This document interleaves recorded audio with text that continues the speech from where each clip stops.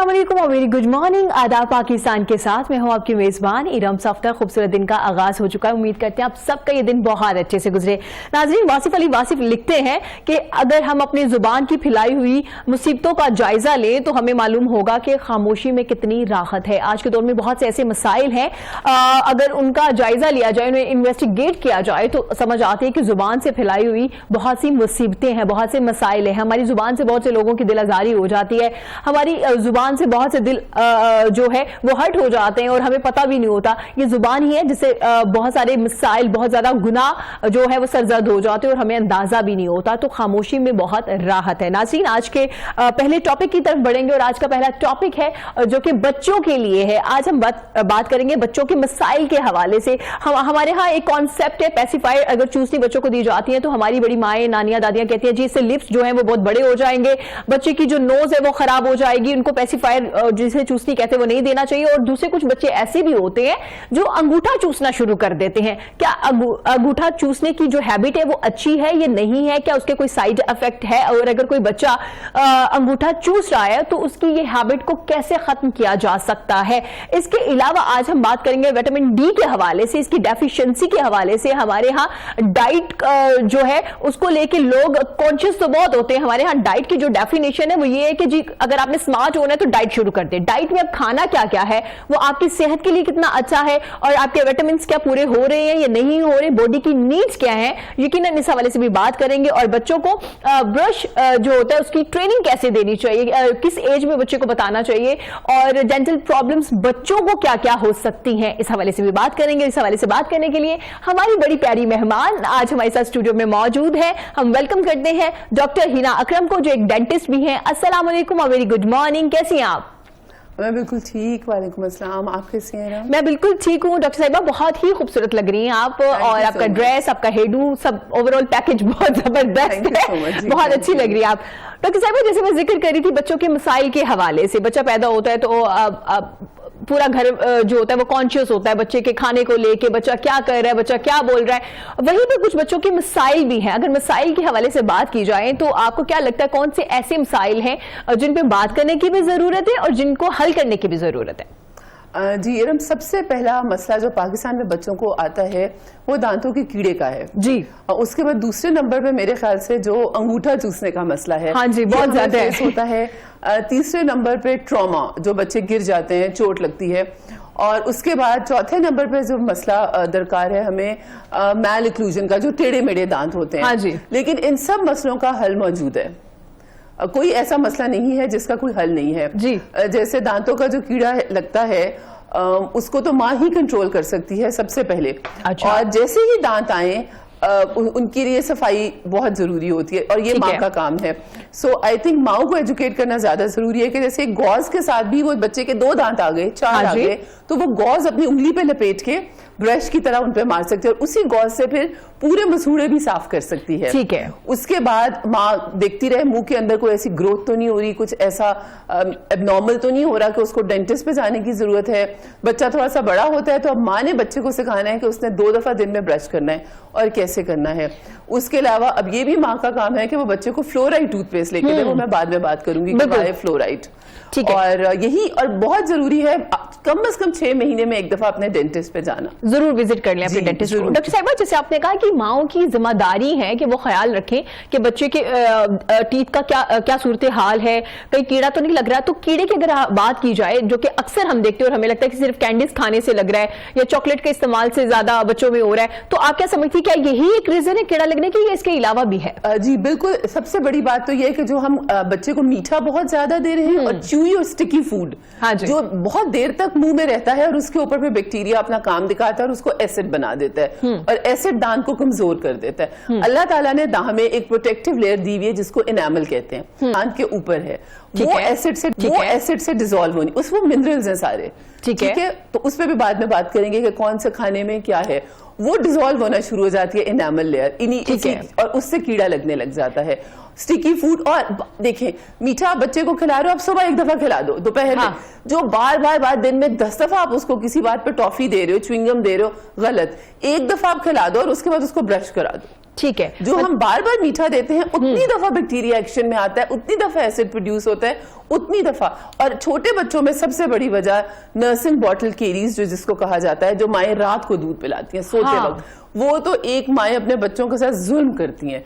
रात को दूध देना बिल्कुल गलत, मीठी, क्योंकि दूध के अंदर भी कहीं ना कहीं शुगर है, सारी रात जो बैक्टीरिया एक्टिव रहता है मुंह के अंदर, उससे सबसे ज्यादा कीड़ा लगता है। लेकिन डॉक्टर साहिबा, हमारे यहाँ तो प्रैक्टिस माओं की ये है ना कि रात को बच्चा सो रहा है, थोड़ा सा रो रहा है, फौरन से फीडर दे देते हैं बच्चों को। बिल्कुल, सबसे गलत बात। हाँ, और थोड़े से बच्चे अगर बड़े हो गए, स्कूल गोइंग है, तो भी हम रात को सोते हुए उनको कहते हैं दूध जरूर पी के सोना है, और उससे पहले ब्रश करवा लेते हैं। मैंने देखा है कि माएं बॉटल में बच्चों को जूसेस दे रही है, रात को मिल्क शेक्स बना के दे रही हैं, शरबत दे रही हैं। मतलब ये तो दांतों की तबाही आप शुरू से ही शुरू कर देते हो जब आपकी गोद में है बच्चा। हाँ, मतलब कि डाइट का भी खास ख्याल रख रहे हैं। और दूध, जैसे डॉक्टर साहिबा ने कहा, इसका मतलब है डॉक्टर साहिबा, अगर दूध अब सोने से 2 या 3 घंटे पहले दे दिया है, उसके बाद ब्रश करवाया जाए और देन बच्चे को बेड में भेजा जाए, बिल्कुल जी, बिल्कुल ठीक हो गया। मतलब कि आपको स्टार्ट पे देखना पड़ेगा, जैसे आप दूसरी चीजों का खास ख्याल रखते हैं, उनकी तरबियत का, उनके स्कूल जाने का, उनके खाने का, उसी तरह से जो दांत है उनका ख्याल रखना भी जरूरी है। और उनके, जैसे डॉक्टर साहिबा ने कहा कि काइंडली, ये बड़ी एक चीज थी हमारे यहाँ, ये प्रैक्टिस है, पढ़े लिखी माओं की भी यही प्रैक्टिस है कि बॉटल दे दी जाती है दूध वाली रात को सोने से पहले, लेटे हुए बच्चे भी होते हैं, बिल्कुल नहीं रखा जाता। कपड़ों का ख्याल रख लिया जाता है, नहला दिया जाता है, मुंह का ख्याल बिल्कुल नहीं रखा जाता। ये हम डेली बेसिस आई एग्री, ऐसा होता है। डॉक्टर साहब, वही भी बच्चों के अंगूठा चूसने की एक हैबिट, बच्चे क्यूट भी वैसे कभी कभी लग रहे होते हैं जो छोटे होते हैं, लेकिन अंगूठा चूसने की जो हैबिट है, क्या उसके कोई नुकसान है, और इस हैबिट को कैसे खत्म करेंगे? देखिए, ये जो हैबिट होती है ना, ये माँ के पेट से बच्चा लेकर आता है। It's a natural instinct. Yes, ये तो एक नेचुरल सेल्फ सूदिंग मैकेनिज्म है कि बच्चा अपने आप को सूद करता है। अब सबसे पहले हमने इसकी वजह देखनी है। एक वजह कभी कभी तो ये होता है कि इट्स अ मैकेनिज्म कि अपने जो बच्चों को जो एंजाइटी इश्यूज होते हैं उसको दूर करने के लिए। कभी कभी हम ये भी देखते हैं कि ये बच्चे अटेंशन सीकिंग के लिए करते हैं। कभी कोई बच्चा जब गुस्से में आता है, उससे गुस्सा कंट्रोल नहीं होता, तो उस वक्त करता है। अभी तक पूरी दुनिया में जो एक देखा गया है कि कोई इसका कोई ऐसा हल नहीं निकाला जा सका, लेकिन फिर भी हम डेंटिस्ट पूरी तरह कोशिश करते हैं, जब तक परमानेंट दांत नहीं आते, इट्स ओके अगर बच्चा कर रहा है, अच्छा ठीक है। लेकिन अगर परमानेंट दांत आ जाए तो फिर 3 चीजें अफेक्ट होती हैं, आपके दांत, आपका जबड़ा, आपकी पैलेट, जिसको तालू बोला जाता है। हाँ जी, तीनों चीजें असर करती हैं। मतलब बच्चे को स्पीच इश्यूज आ जाते हैं, वो ड और ट वाले वर्ड्स नहीं बोल सकता, रे वाले वर्ड्स। और बच्चा, आप देखेंगे कि उसको स्कूल में भी बुली होना शुरू हो जाता है, तो उसका कॉन्फिडेंस लेवल भी डाउन। अब इसका हल क्या है? हल में सबसे पहले तो हम पेरेंट्स को एजुकेट करते हैं कि रिवॉर्ड करें बच्चे को, ठीक है, उसको इनाम, तारीफ करें कि तुमने सुबह से मुंह में हाथ नहीं डाला, और रिवॉर्ड देंगे, मैं तुम्हें ये लेके दूं, नॉट कैंडीज टॉफी से नहीं रिवॉर्ड करना, और बहुत चीजें। उसके अलावा अगर आप देख रहे हैं कि बच्चा नहीं मान रहा, ये स्ट्रैटेजी नाकाम हो रही है, तो एक वार्निशेस मिलती है कड़वी थोड़ी सी, वो हम अंगूठे पे लगा देते हैं। हाँ। माँ बाप भी लगाते हैं, उससे जब बच्चा मुंह में, और आजकल तो मास्क की वजह से बड़े मसाइल हल हो रहे हैं कि आप आधा टाइम तो बच्चा मास्क में रहता है, तो आदत वैसे ही छूट जाती है। फिर भी पेरेंट्स हमारे पास आते हैं, तो जी हैबिट ब्रेकर अप्लायंस होती है ऑर्थोडोंटिक, वो हम बना के देते हैं। फिर मार्केट में अमेज़न पे हर जगह आप अंगूठे पे पहनने वाली भी अप्लायंस मिल रही है, आप वो पहन लो, बच्चे को आप पहना देते हो, तो फिर भी बच्चा जब मुंह में डालता है तो उसको कुछ ऑकवर्ड लगता है, तो वो फिर नहीं डालता। हाँ बिल्कुल। तो ये बहुत हल है, और इससे काफी पेरेंट्स हमें आके बताते हैं कि आदत छूट जाती है। अच्छा डॉक्टर साहिबा, जैसे आपने कहा कि बच्चे जब परमानेंट टीथ नहीं आ जाते तब तक अगर वो कर रहे तो कोई नुकसान नहीं है? ऐसा कोई नुकसान नहीं है जी। जो सूदर्स माएं दे देती है, जिसको चूसनी बोला जाता है, उसके अंदर जो सुराख है निपल में, उसमें कॉलोनीज ऑफ बैक्टीरिया होती हैं, जर्म्स होते हैं, अनलेस के माँ हर गिरने पे उसको स्टरलाइज करिए, वो तो पॉसिबल नहीं है। तो उससे बेहतर है, क्योंकि इतना कोई खास फर्क, जब तक परमानेंट दांत नहीं आते ऐसा कोई फर्क, और हम इंटरवीन करने भी नहीं देते पेरेंट्स को, क्योंकि बच्चा फिर एग्रेसिव हो जाता है अगर माँ बार बार उसका बाहर निकाल रही है। हाँ बिल्कुल, क्योंकि मेरी बहन का बेबी अभी 9 मंथ्स का है आई थिंक, तो वो लोगों को टेंशन पड़ी हुई है कि अच्छा ये जो है ये अंगूठा चूसने की आदत नहीं जा रही, ये परमानेंट हो जाएगी, इसको ये मसला हो जाएगा। कुछ भी नहीं है। कभी कभी तो जब जैसे बच्चा वॉकिंग एंड अपने मोटर स्किल्स यूज करना शुरू करता है, खेलना शुरू करता है, टॉयज को पकड़ना है, तो वो भूल जाता है कि मैंने मुंह में अंगूठा डालना था। हाँ, वो क्योंकि उनका माइंड डाइवर्ट हो जाता है ना। अच्छा डॉक्टर साहब, थोड़ा बताइएगा हमें कि बच्चों के मसाइल के हवाले से तो हम बात करें, टीथ भी अब आना शुरू हो गए, जैसे आपने कहा कि अपने थंब पे लगा के बच्चों को टीथ, ताकि उनकी प्रैक्टिस होना शुरू हो जाए, उनकी हैबिट हो जाए। डॉक्टर साहब, ब्रश करने का तरीका कार क्या होना चाहिए? बच्चे अगर आप खुद ब्रश करना शुरू कर चुके हैं, उनकी प्रैक्टिस कैसे करवाई जाए, कैसे बताया जाए कि टीथ को क्लीन कैसे करना है? सबसे सबसे पहले तो आपने बच्चे को ये सिखाना है कि उसने सुबह नाश्ते के बाद ब्रश करना है और रात सोने से पहले करना ही करना है। 2 दफा ब्रशिंग बहुत जरूरी है और ये जब पेरेंट्स साथ कराते हैं तो बच्चे सीख ही जाते हैं। उसके बाद आप बच्चों को कुलियां सिखाएंगे। कुछ भी अगर मीठा खा लिया है तो उसके बाद उन्होंने उंगली से कुली जरूर करनी है और अपनी उंगली मारनी है। उसके बाद आपने बच्चे को ये सिखाना है कि उसने टूथपेस्ट कितनी यूज करनी है। बहुत थोड़ा सा अमाउंट ब्रश पे लगता है, बच्चे मैंने देखा है बहुत ज्यादा टूथपेस्ट यूज करने लग जाते हैं। उसके अलावा आपने बच्चों को ये बताना है कि उन्होंने अपनी टंग क्लीन करनी है। जबान की सफाई बहुत जरूरी है, वरना बहुत से बैक्टीरियल इश्यूज जबान की वजह से भी आ जाते हैं। और बस बच्चे को एंगल बताना है ब्रश का कि 45 डिग्री पे आप रखते हो और कितनी, और मिनिमम 3 मिनट्स बच्चे ने ब्रश करना है। This is very important. बच्चे वॉशरूम में जाते हैं 30 सेकंड्स में बाहर कहते हैं हमने ब्रश कर लिया, नहीं, आपने मिनिमम 3 मिनट्स बच्चे को आदत डालनी है कि वो ब्रश करे। ठीक है। और सुबह नाश्ते के बाद इसलिए कहा जाता है कि फौरन ब्रश करने के बाद कुछ खाना पीना नहीं चाहिए, इसलिए कि अगर बड़ों के लिए भी ये मैं बता रही हूँ कि अगर आप ब्रश करने के बाद आके चाय कॉफी ले लेते हो, ऑरेंज जूस ले लेते हो, तो वो सब कुछ दांतों पे स्टेन्स आएंगे, क्योंकि साफ करने के बाद दांत थोड़े से वो हुए होते हैं तो उनके ऊपर सारे स्टेन्स आ जाते हैं। सो आपने नाश्ते के बाद ब्रश करना है और the last thing you do after going to bed, आपने ब्रश करके सो जाना है। उसके बाद आके आप कुछ खाएं ना। अच्छा, ये तो हमारी बड़ों की भी प्रैक्टिस है घरों में कि हम लोग अर्ली मॉर्निंग ब्रश कर लेते हैं, ब्रेकफास्ट करके हम ऑफिस और कॉलेज के लिए निकल जाते हैं, और रात को भी अगर हमने ब्रश कर लिया ना फिर भी कुछ ना कुछ दूध या कोई ना कोई लिक्विड ले लेते हैं। हम कहते हैं कि हम कुछ खा तो रहे नहीं, लिक्विड ही तो ले रहे हैं ना। और बच्चों को ये सिखाएं कि फ्लोराइड टूथपेस्ट बहुत जरूरी है। फ्लोराइड जो होता है पैदाइश से लेके 13 साल तक आपके दांतों को पेनिट्रेट कर सकता है, मतलब स्ट्रॉन्ग बनाता है आपके इनामल को, जो प्रोटेक्टिव लेयर का मैंने जिक्र किया था। सो फ्लोराइड टूथपेस्ट, बल्कि मुल्की सतह पे जो ड्रिंकिंग वाटर होता है उसमें भी फ्लोराइड डाला जाता है। अच्छा, फ्लोराइड इतना इंपॉर्टेंट है, तो ये बच्चों को सिखाया जाए कि सिर्फ फ्लोराइड टूथपेस्ट खरीदनी है उन्होंने। हाँ जी, ठीक हो गया। डॉक्टर साहब, विटामिन डी के हवाले से भी बात करते हैं कि आजकल बच्चों में, बड़ों में इसकी डेफिशिएंसी है और हमेशा इस पे बात होती भी आई है। और जब कोविड आया तो जब हमने देखा कि हमारी इम्यून सिस्टम स्ट्रॉन्ग करना है तो हमने मुख्तलिफ चीजें जल्दी जल्दी खाना शुरू कर दी, विटामिन लेना शुरू कर दिए। तो आप क्या समझते हैं विटामिन की जो कमी है उसको कैसे पूरा किया जाए और ये अवेयरनेस कैसे फैलाई जाए कि आगे बच्चों को भी इसकी बहुत जरूरत है? देखिए, vitamin D is such an important vitamin, इसको सनशाइन विटामिन बोला जाता है और पाकिस्तान और इंडिया टॉप पे है विटामिन डी की डेफिशिएंसी में, आपको ये पता है। और 40% हमारी पॉपुलेशन तो क्रिटिकली डेफिशिएंट है और अराउंड 50 to 55% डेफिशिएंट है। तो जी विटामिन डी दांतों के लिए उतना ही जरूरी है जितना बाकी सारे जिस्म के लिए है। अगर विटामिन डी हमारे में कमी है तो हमारी बॉडी कैल्शियम और फॉस्फेट, जो कि दांतों के लिए और हड्डियों के लिए बहुत जरूरी है, उनको एब्जॉर्ब ही नहीं कर पाता। जब वो एब्जॉर्ब ही नहीं हो रहे तो आप जितना मर्जी दूध पी रहे हैं, आप जितनी मर्जी अच्छी डाइट खा रहे हैं, वो तो एब्जॉर्प्शन ही नहीं हो रही और दांतों में डिफॉर्मिटीज आ रही हैं। हमें विटामिन डी डेफिशिएंसी, अगर एक पेशेंट आता है क्लिनिक में तो हम सबसे पहले उसके विटामिन डी लेवल्स टेस्ट कराते हैं अगर हमें निशानियां नजर आ रही हो। और हम सबसे ज्यादा जो जरूरी बात वो ये है कि सनशाइन आपको सनलाइट से मिलता है विटामिन डी। तो अगर आप नहीं, आपका एक्सपोजर हो रहा तो फिर जो खुराक है आप उससे लें। खुराक में मछली आ जाती है, दूध आ जाता है, अंडे आ जाते हैं, ये सारी चीज, मतलब कोई ऐसा मुश्किल रॉकेट साइंस नहीं है। आप अपने, और सबसे जरूरी बात, जो आपके न्यूबॉर्न बच्चे हैं अगर वो माँ का दूध पी रहे हैं तो माँ के दूध में तो बिल्कुल भी विटामिन डी नहीं है, उनको आपने ड्रॉप्स की सूरत में बाजार से खरीद के विटामिन डी देनी ही देनी है। अच्छा, और अगर वो फॉर्मूला ले रहे हैं तो फॉर्मूला फोर्टिफाइड होता है, जो दूध होता है। हाँ, उसमें भी इतनी परसेंटेज नहीं होती जितनी जरूरत है डी की। उनको भी 1 कतरा दे, माँ के दूध वाले 2 कतरे और दूसरे डब्बे वाले दूध वाले 1 कतरा विटामिन डी का डेली लेना बहुत जरूरी है। अच्छा, ठीक है। इसीलिए तो हम डेफिशिएंसी है हमारे मुल्क में, क्योंकि हम माओ को एजुकेट नहीं करते कि उन्होंने न्यूबॉर्न्स को देनी है। हाँ, और ये जरूरी है, जैसे डॉक्टर साहब ने कहा ना कि जो मदर फीड पे है उनको 1 ड्रॉप्स दे दीजिए, जो डिब्बे वाला दूध दे ज्यादा चाहिए। अच्छा, उनको 2 चाहिए और जो डिब्बे वाला दूध पी रहे हैं उनको 1, और ये रूटीन का हिस्सा होना चाहिए, उनकी डाइट का हिस्सा होना चाहिए। और डॉक्टर साहब, खवातीन में भी ये कमी है, मर्द हजरात में भी है, उनके लिए क्या कहेंगे कि अगर क्या उनको भी इसी तरह से ड्रॉप्स ही ले लेने चाहिए? आजकल तो बड़ी जबरदस्त कैप्सूल्स अवेलेबल हैं विटामिन डी के, आप एवरी वीक ले लें, वंस वीक 2 वीक्स ले लें, क्योंकि हमारी बॉडी स्टोर कर सकती है विटामिन डी। अच्छा, ठीक है। लेकिन इतना लंबा अरसा नहीं कर सकती, आपको लेना पड़ता है।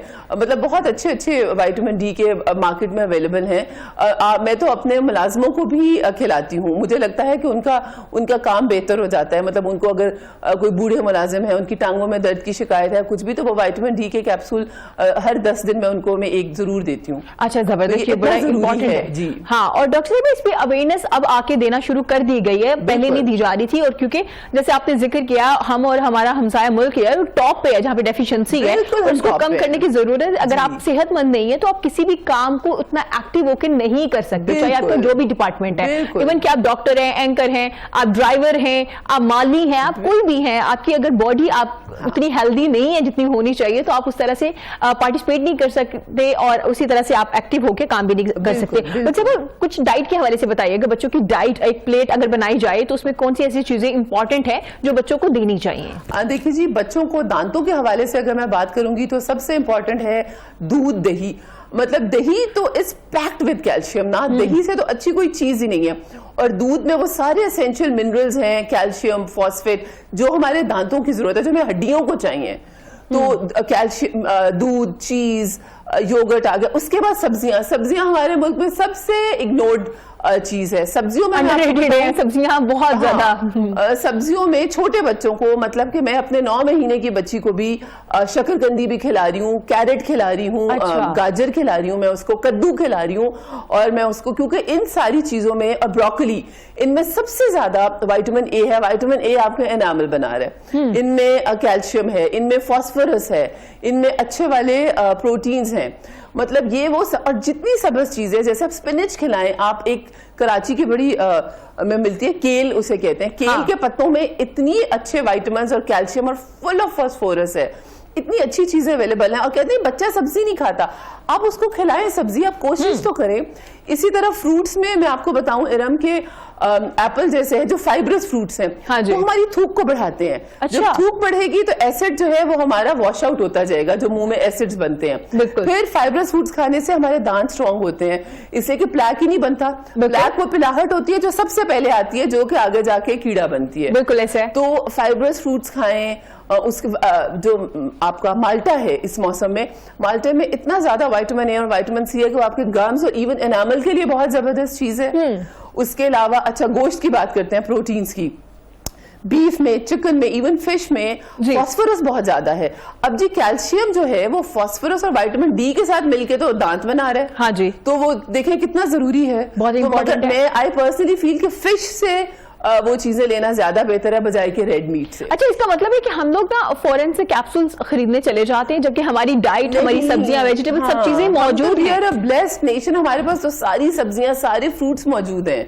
और हम तो ऑर्गेनिक खुद उगा के भी, अब तो ऑर्गेनिक भी सब कुछ अवेलेबल है। बिल्कुल। गांव के लोग भी ये नहीं कह सकते कि जी हमें तो कुछ मिलता ही नहीं, जो उनके पास है वो तो हमारे पास शहरों में है ही नहीं। बिल्कुल, बल्कि अगर हम बाय भी करते हैं तो डबल पैसे देके कर रहे होते हैं, वो तो खुद जाके खेतों से ले आते हैं। और बस आपको थोड़ी इन्फॉर्मेशन होनी चाहिए कि जो चीज आप खा रहे हैं इसमें कौन से विटामिन है और कितना जरूरी है, वो आपकी बॉडी के लिए कितना जरूरी है। कोई भी चीज जिसमें सफेद चीनी डल रही है, चीनी डल रही है, वो नहीं देनी बच्चों को, हमने खुद भी नहीं लेनी है। हाई डॉक्टर साहिबा, आप कह रही हैं सफेद चीनी नहीं देनी है, तो हम तो फीडर में डाल के 3-3 स्पून डाल के बच्चों को देते हैं। साथ बहुत जुल्म कर रहे हैं। चीनी तो देनी ही नहीं है छोटे बच्चों को, उनको आदत ही ना डालें। क्योंकि देखिए अगर वो दूध पी रहे हैं तो दूध में भी to some extent natural sugars हैं, और मतलब और एसिड्स भी हैं इस तरह, लेकिन वो गुड वंस हैं कि वो हमें उनकी जरूरत है। दूध तो में इतने ज्यादा एसेंशियल मिनरल्स हैं जो हमारी बोन ग्रोथ के लिए, हमारी दांतों की ग्रोथ के लिए बहुत जरूरी हैं।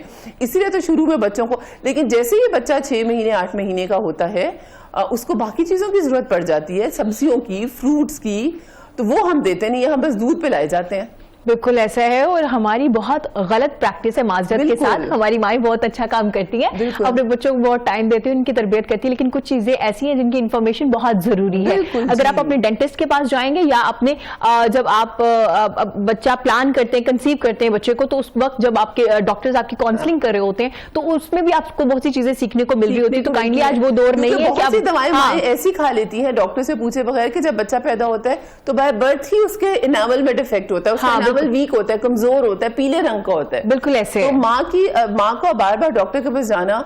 और ये बात भी मैं कहना चाहूंगी कि प्लीज डेंटिस्ट के पास भी उसी तरह जाया करें जैसे आप शॉपिंग जाते हैं, जैसे आप बाकी काम करते हैं। 6 महीने में एक दफा देखना बगैर किसी कंप्लेन के बहुत जरूरी है। हाँ, मतलब चाहे वो बड़े हैं चाहे बच्चे हैं। बिल्कुल, तब आपने डॉक्टर के पास नहीं जाना जब आपकी टीथ में बहुत ज्यादा पेन हो जाए और बेयरेबल ना हो और आपने पेन किलर भी खा ली और फिर एंड पे आके आप कहते हैं चले अब आप डेंटिस्ट के पास करते तकलीफ का आगे तकलीफ होगी तो डेंटिस्ट के पास जाएंगे। बिल्कुल ऐसे। बहुत शुक्रिया डॉक्टर साहिबा, आपके कीमती वक्त का। बहुत ही अच्छी कन्वर्सेशन रही और इससे माओ को बहुत ज्यादा फायदा होने वाला है, क्योंकि डॉक्टर साहिबा ने आपकी डाइट पे भी बात की, आपके डेंटल इश्यूज पे तो बात की ही है, आपको बच्चों की डाइट के हवाले से भी बात की और ये भी बताया कि किस तरह से अगर आपका बच्चा अंगूठा चूस रहा है तो कोई मसला नहीं, जब तक उनके परमानेंट टीथ नहीं आ जाते तब तक नो प्रॉब्लम। उसके बाद आपको देखना पड़ेगा अगर बच्चा स्कूल गोइंग है तो किस तरह से आपने उनको ट्रीट करना और किस तरह से ये हैबिट को खत्म करना। नाज़रीन, वक्त हुआ छोटे से ब्रेक के बाद हाजिर होंगे, देखते रहेगा पाकिस्तान के साथ।